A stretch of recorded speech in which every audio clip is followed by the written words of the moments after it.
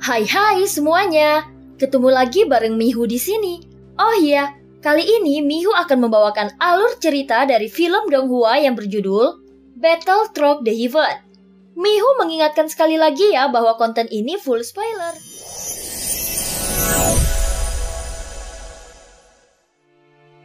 Melanjutkan dari kisah sebelumnya.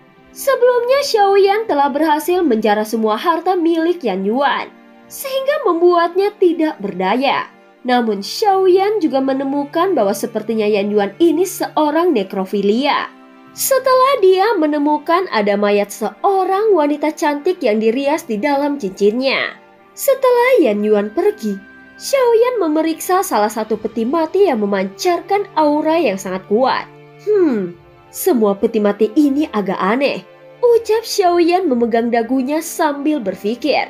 Sebelumnya Xiaoyan mencoba menggunakan metode memprovokasi Yan Yuan. Namun dia tidak menyangka hal itu benar-benar terjadi.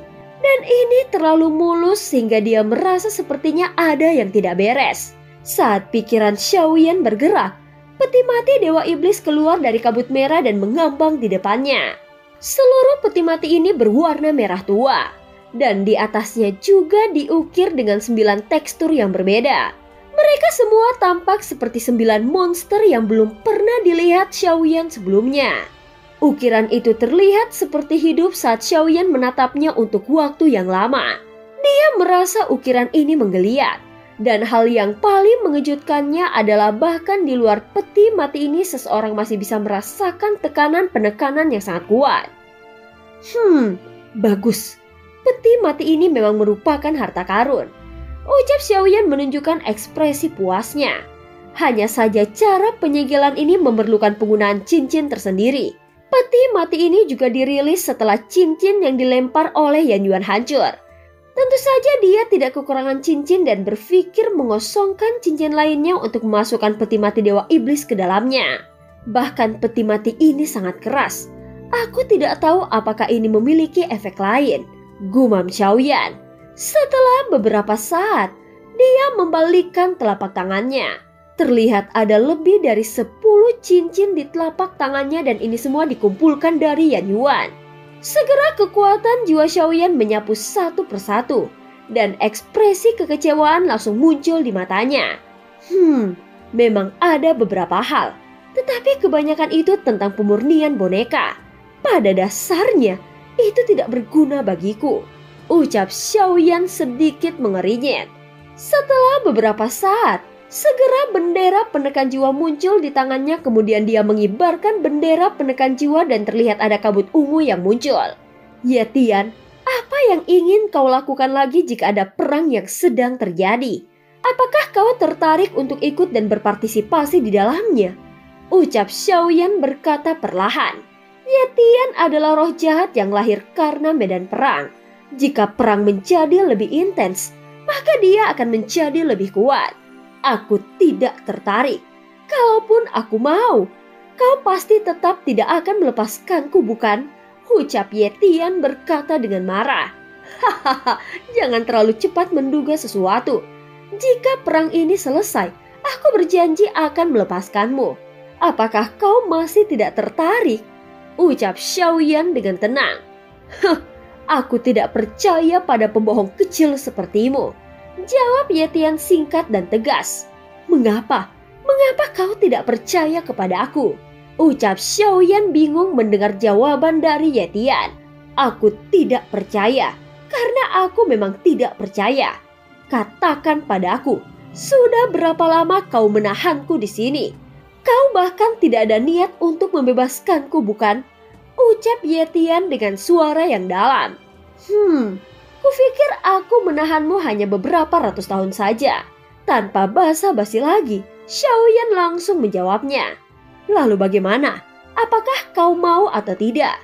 Jika kau tidak mau, maka teruslah di dalam bendera ini. Ucap Xiaoyan dengan suara yang dalam. Xiaoyan berencana untuk menjanjikan sesuatu yang sulit kepada Yetian terlebih dahulu. Yang terakhir itu telah diuji sebelumnya. Dan dia juga seseorang yang suka menolak. Namun saat di alam Xuanyin, dia sempat mengambil tindakan. Adapun perang antara Senshi dan Taisu memang belum benar-benar pecah. Memang benar aku tidak bisa membuat janji yang akurat kepadamu. Namun apakah kau tidak ingin membunuh seseorang? Membunuh banyak orang dan menyerap roh jahat yang tak terhitung jumlahnya. Bukankah itu akan dapat membawamu kembali ke puncak? Tidakkah kau menginginkan perasaan yang menyenangkan dan menyegarkan ini? Ucap Xiaoyan mencoba untuk menggoda Yetian dan membuatnya tertarik. Itu adalah hal yang bagus dan kedengarannya itu cukup menggoda. Tetapi aku tidak percaya kepada manusia tercela sepertimu, ucap Yetian.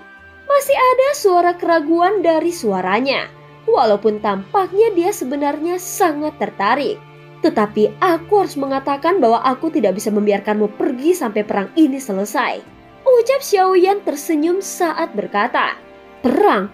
Perang apa maksudmu? Nada suara Yetian terdengar terkejut. Perang antara dunia. Taisu telah menyerang Senshi, dan aku ingin memenangkan pertarungan ini, ucap Xiaoyan mengatakannya dengan sangat jelas. Ini sangat menarik. Bagus, itu kesepakatan. Tetapi kau tidak bisa menarik kembali kata-katamu lagi. Jika kau memenangkan peperangan ini, maka kau harus melepaskanku, ucap Yetian berkata dengan tegas. Namun ada keraguan dalam kata-katanya. Hahaha, aku tidak mungkin sejahat itu. Baiklah, kalau begitu kita sepakat, ucap Xiaoyan mengangguk dan berkata dengan serius. Aku mencium kalau tempat ini dipenuhi oleh roh jahat. Mari kita lihat apakah kita bisa mulai dari sini. Suara bersemangat Yetian langsung terdengar. Tunggu, kau tidak ingin melarikan diri kan? Ucap Xiaoyan mengangkat alisnya dan berkata dengan dingin. Hei manusia tercela, aku bukan dirimu. Dan asal-usulku ada di dalam benderamu yang rusak. Bagaimana aku bisa melarikan diri? Ingatlah untuk memberitahuku ketika kau ingin aku pergi. Ucap Yetian langsung bereaksi dengan marah. Baiklah, aku punya sesuatu di sini. Mungkin kau bisa melihatnya dan apakah itu bisa berhasil membuat boneka, ucap Xiaoyan. Segera dia melemparkan cincin di tangannya ke arah Yetian. Terlihat cincin itu menghilang ke dalam awan ungu kehitaman. Tentu saja hal ini karena Yetian sebenarnya tidak memiliki tubuh yang konkret. Faktanya, Xiaoyan juga merasa aneh saat melihatnya. Hei, kenapa dia sepertinya sedang berbicara dengan awan? Ucap Long Biao menyaksikan adegan ini dari kejauhan. Dan dia merasa sangat aneh. Adapun Jin Dongming saat ini terus memandangi awan ungu kehitaman dengan mata yang suram. Roh jahat yang sangat kuat, ucap Jin Dongming berkata dengan suara yang dalam. Dia merasakan nafas yang terus-menerus keluar dari awan ungu kehitaman itu. Roh jahat? Kenapa aku tidak bisa merasakannya? Ucap Long Biao berkata dengan ragu. Roh jahat ini juga disebut dengan dewa jahat. Dia hanya memiliki hal-hal yang jahat. Awan ini tidak biasa, ucap Jin Dongming sepertinya dia mengetahui sesuatu tentang hal itu. Adapun Jin Dongming, Long Biao, Zhonggu, dan Sisio mereka berempat hanya mengawasi dari kejauhan dan mereka selalu bertindak seperti itu. Mereka tidak akan pernah maju dengan mudah sebelum semuanya selesai. Dalam situasi seperti ini, maka kewaspadaan mengamati dan ungkapan kata-kata adalah hal yang paling mendasar. Ekspresi keempat orang itu pada dasarnya sama. Terkadang mereka terkejut, terkadang tercengang, dan terkadang ragu-ragu. Mereka akan terkejut saat menyaksikan pertarungan Xiaoyan. Mereka juga akan tercengang saat melihat beberapa gerakan kuat Xiaoyan. Kemudian mereka merasa bingung saat melihat Xiaoyan yang mengeluarkan beberapa benda-benda yang aneh. Bagi mereka, Xiaoyan hanyalah sebuah keberadaan yang tidak terduga. Sesaat kemudian beberapa cincin menyebar keluar dari awan ungu kehitaman. Tidak banyak manfaatnya. Mayat yang ada di dalam cincin-cincin ini tidak berguna. Kebanyakan dari mayat-mayat ini terlalu lemah. Hanya kurang dari sepertiganya yang dapat digunakan. Namun darah ini juga cukup bagus dan memiliki beberapa efek. Adapun yang lainnya, itu sama sekali tidak berguna. Setelah mengembalikan cincin kepada Xiaoyan, Yetian mulai menjelaskan analisanya. Jika kau ingin membentuk pasukan boneka iblis, maka itu akan memakan waktu maka itu akan memakan waktu berapa lama? Tanya Xiaoyan dengan serius. Bagaimanapun dia tidak mengetahui kondisi Sensi saat ini, sehingga dia ingin kembali dan melihatnya secepat mungkin. Jika kau ingin membentuk pasukan boneka iblis, maka itu akan memakan waktu berapa lama? Ucap Xiaoyan bertanya dengan serius. Bagaimanapun dia tidak mengetahui kondisi Sensi saat ini, sehingga dia ingin kembali dan melihatnya secepat mungkin. Jika ingin mengandalkan dukungan dari dunia kuno Dewa Abadi dan Iblis, dia khawatir masih ada beberapa kesulitan. Tentu saja hal yang terbaik adalah dengan mengandalkan diri sendiri. Jika mampu membentuk pasukan boneka iblis yang kuat ditambah Xiaoyan masih memiliki cukup baju besi dewa di tangannya, maka itu akan membuat bonekanya menjadi lebih kuat. Taisu ingin menyulut perang dengan perang. Kemudian Xiaoyan berencana melakukan hal yang sama. Dia berpikir akan melahirkan pasukan mereka melalui baju besi dewa Taisu. Untuk bisa mewujudkan hal ini, Xiaoyan membutuhkan Yetian untuk bekerja sama. Bagaimanapun Yetian bisa membuat pasukan boneka yang kuat. Setelah memakai baju besi dewa, maka kekuatan tempurnya tidak hanya tidak lebih lemah dari Taisu. Hal itu juga memungkinkannya bahkan bisa lebih kuat. Saat ini Yetian mengeluarkan semua mayat yang dipilihnya dari dalam cincin penyimpanan. Semua mayat ini membeku dan menggantung di depannya. Dan ternyata Yetian hanya memilih kurang dari 10, bahkan itu sebenarnya tidak sampai sepertiganya. Meski banyak mayat, tetapi kebanyakan dari mereka terlalu lemah atau kerusakannya terlalu serius. Aku lebih baik kekurangan pasukan boneka iblisku daripada berlebihan karena setiap orang harus menjadi pasukan yang elit. Ucap suara Yetian segera terdengar dan saat ini dia hanya memilih 10 mayat ini. 2 diantaranya adalah binatang buas dan makhluk kehampaan. Terserah kau untuk memutuskannya. Kalau begitu jangan sampai memalukan. Xiaoyan tidak meminta pasukan yang banyak. Namun selama pasukan boneka iblis yang diciptakan Yetian lebih kuat, maka itu akan lebih baik. Jangan berpikir bahwa karena kau memiliki reputasi yang baik dalam merawat semua makhluk hidup, maka kau bisa seenaknya. Ucap Yetian mengeluarkan kata-kata dengan nada yang marah. Namun sebenarnya ada kebanggaan di dalam hatinya. Tidak sia-sia. Tanpa diduga hari ini akan terjadi. Dan aku akan bekerja sama lagi dengan manusia paling hina di dunia ini. Sungguh luar biasa. Ucap Yetian dengan suara yang dalam. Saat mendengar kata-kata Yetian, Xiaoyan hanya tersenyum pahit dan tidak dapat berkata apa-apa untuk beberapa saat. Menurut pendapatku, ini adalah perhitungan yang sederhana. Namun yang paling buruk itu berarti menjadi pasukan biasa. Ucap Yetian seolah-olah menampar wajah Xiaoyan dan mengeluh. Setelah mengatakannya, terlihat awan ungu kehitaman mulai tersapu. Simpan saja semua mayat yang ada di depanmu, dan aku akan jalan-jalan di sini. Jangan lupakan aku ketika kau akan pergi. Di antara awan ungu kehitaman yang menderu-deru, hanya kata-kata yang tersisa dan dia bergegas ke kejauhan. Xiaoyan hanya memandang Yetian yang pergi dan dia merasa masih memiliki beberapa harapan di dalam hatinya. Aku berharap Yetian benar-benar dapat menyempurnakan pasukan boneka iblis. Sekarang kekuatanku sudah mencapai langkah ke-7. Tubuh fisikku juga telah mencapai tubuh keabadian fisik bintang 3. Dan avatar Yuan Shen juga memiliki peluang untuk menembus bintang 9. Sulit bagiku untuk menerobos keabadian para dewa dalam waktu singkat. Namun kondisi Sensi saat ini tidak diketahui. Aku harus menemukan cara untuk menggabungkan avatar Yuan Shen dengan klan Yuan Shen terlebih dahulu. Jika aku mampu mencapai tubuh keabadian fisik alam leluhur, maka aku bisa memiliki kekuatan untuk bersaing dengan keabadian para dewa. Jika tidak, aku bahkan tidak memenuhi syarat untuk kembali ke Sensi. Ucap Xiaoyan sedikit mengencangkan tinjunya. Tentu saja dia tidak pernah berhenti di sepanjang jalan sejak dia mengetahui tentang hilangnya sang ratu. Hal ini selalu membuatnya gelisah. Dan selama periode waktu ini, dia tidak pernah mendapatkan ingatan Kui Jun lagi. Mungkin Kui Jun telah menemukan keberadaan jiwanya dan menemukan solusinya. Bagaimanapun istana surgawi sendiri berkolusi dengan Taisu. Jika semua hantu roh di istana surgawi diberi baju besi dewa, maka ini akan menjadi lebih buruk lagi bagi Senshi. Tidak diketahui berapa banyak orang dan kekuatan yang akan membelot dalam perang antara dunia seperti ini. Orang yang berlatih kebanyakan adalah tentara bayaran, baik manusia maupun dewa. Tidak ada yang dapat menghindari hal ini. Terlebih lagi ada yang berada di bawah hidup dan mati mereka. Tentu saja semua akan memilih untuk menyelamatkan hidup mereka. Namun ada juga banyak kekuatan yang akan berkumpul melawan musuh secara bersama-sama. Jadi ketika dunia berada dalam kesulitan, maka dunia itu membutuhkan pemimpin. Adapun mantan pemimpin Senshi alias Yang Mulia. Dan setelah Yang Mulia wafat, Ratulah yang menggantikannya. Tetapi Ratu bukanlah Yang Mulia. Tentu saja mustahil untuk menggantikan peran Yang Mulia.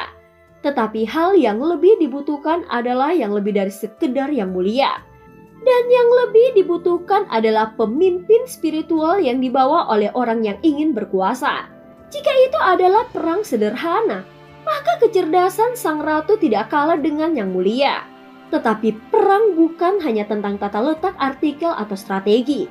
Yang lebih penting semangat yang diberikan oleh pemimpin. Hanya dengan cara ini, pasukan bisa bertarung lebih berani. Dan hanya dengan begitu semua pasukan bisa berjuang sampai akhir. Xiaoyan merasa Ratu selalu menyembunyikan kekuatannya saat dia meninggalkan alam dewa kuno untuk terakhir kalinya. Itu karena adanya perubahan yang mengejutkan terjadi.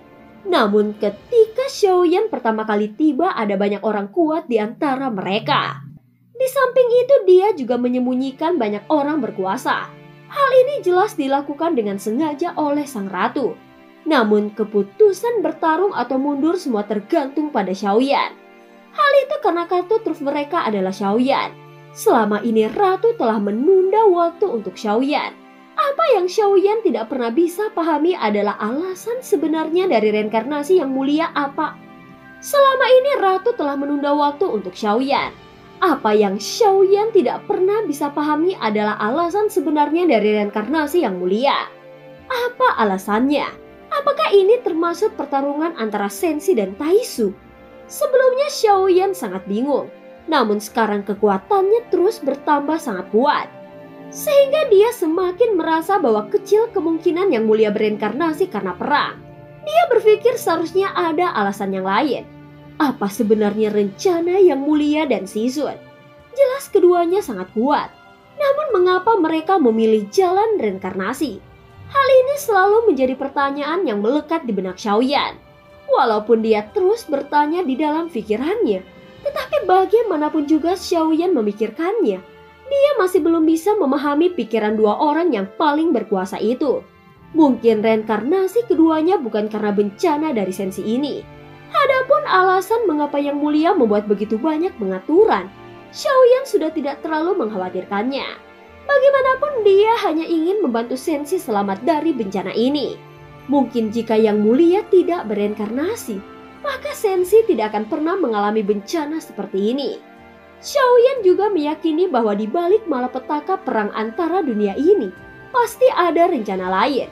Jika Yang Mulia pernah memasuki alam dewa kekacauan, maka siapapun yang pernah menjadi reinkarnasinya seharusnya tidak sederhana. Xiaoyan sedang berpikir di dalam benaknya.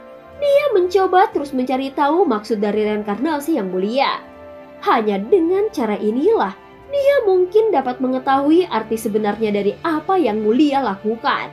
Sudah sejak lama aku datang ke dunia kuno Dewa Abadi dan Iblis. Tempat ini jelas berbeda dari alam Suanyin. Ini lebih kacau daripada alam Suanyin. Di sini ada ras campuran, tetapi sekarang aku telah tiba di sini. Namun aku semakin penasaran dengan apa yang terjadi antara klan Yuanzhen dengan klan Qimi. Mari kita lihat apakah ada kemungkinan mengetahui identitasnya atau mengenalnya lebih dalam. Ucap Xiaoyan sambil menyipitkan matanya. Ini adalah rencananya selanjutnya. Selain meningkatkan kekuatannya sendiri, dia juga ingin melihat apakah dia bisa lebih akrab dengan sosok nomor 4. Hanya saja Xiaoyan tidak bisa menerima hobinya. Jika Yuyan benar-benar avatar dari nomor 4, lalu dia juga punya avatar lain, mungkinkah nomor 4 ini berasal dari klan Qimi? Tentu saja dugaan Xiaoyan ini bukanlah tidak berdasar. Lagi pula kecuali klan Qimi bahkan orang kuat lainnya pun dapat memiliki avatar. Tetapi mereka tidak bisa seperti klan Qimi yang mana hampir tidak bisa dibedakan antara avatar dan sosok aslinya. Hanya klan Qimi yang dapat mencapai ini dan tidak meninggalkan jejak aura jiwa serta dapat memiliki banyak avatar. Hanya saja dia tidak tahu bagaimana Shizun yang disebutkan Yuyan sebelumnya bisa memiliki ratusan avatar. Menurut apa yang dikatakan Yuyan, Shizun bertindak lebih gila lagi dan melakukan apapun untuk kekuatan. Tetapi mungkin Shizun juga seperti Xiaoyan. Dia tidak sepenuhnya menyita tubuh ratusan avatarnya dan hanya mengendalikannya untuk sementara waktu. Jika situasinya seperti itu, maka bisa dianggap masuk akal. Saat ini Xiaoyan masih menantikan untuk memasuki alam dewa kekacauan. Lagi pula, berbicara dengan orang-orang yang lebih berkuasa ini akan memungkinkannya memperoleh informasi lebih lanjut. Hanya saja kekuatannya saat ini masih lemah, sehingga dia harus berhati-hati dengan perkataannya agar tidak membocorkan rahasianya. Jika menghitung waktu, maka seharusnya pertemuan di alam dewa kekacauan akan dilakukan dalam waktu dekat. Sangat menarik untuk bertemu dengan seorang master dari Taisu. Mari kita lihat berapa lama dia bisa terus berpura-pura, ucap Xiaoyan bergumam di dalam hatinya. Setelah sosok nomor 1 memberitahu Xiaoyan identitas nomor 6, maka identitasnya telah dikonfirmasi dan dipastikan bahwa nomor 6 berasal dari Taisu. Tujuannya tentu saja tidak perlu dikatakan lagi. Namun karena Xiaoyan mengetahui identitasnya dan tidak memilih untuk mengeluarkannya dari pertemuan, maka dia harus memikirkan cara untuk memanfaatkannya. Sementara itu Ye Tian membiarkan Xiaoyan yang tampak sedang memikirkan banyak hal. Saat ini banyak situasi yang harus dihadapi dan ada kebingungan di dalam hatinya. Setelah berpikir beberapa saat, Xiaoyan perlahan mengangkat kepalanya dan matanya memandang ke arah peti mati berwarna merah darah yang menyegel tubuh Yongdong. Dia tahu bahwa Yongdong juga tidak sederhana. Adapun untuk memurnikannya menjadi boneka, tentu saja itu hanyalah lelucon dan Xiaoyan belum segila itu. Belum bisa dipastikan apakah Yongdong adalah teman atau musuh. Meskipun Xiaoyan telah menyinggung perasaannya sebelumnya, namun sebenarnya masih ada ruang untuk penebusan. Sekarang Senshi bermasalah secara internal dan eksternal, sehingga dia tidak perlu lagi memprovokasi musuh sekuat itu. Yang diinginkan Xiaoyan adalah berteman baik dengan klan Qimi.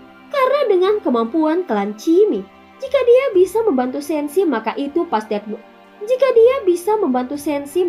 pasti merupakan kekuatan tempur yang kuat. Dan film pun berakhir. Terima kasih udah dengerin Mihu dari awal sampai akhir ya. Oh iya, maaf ya Mihu baru upload. Sampai jumpa.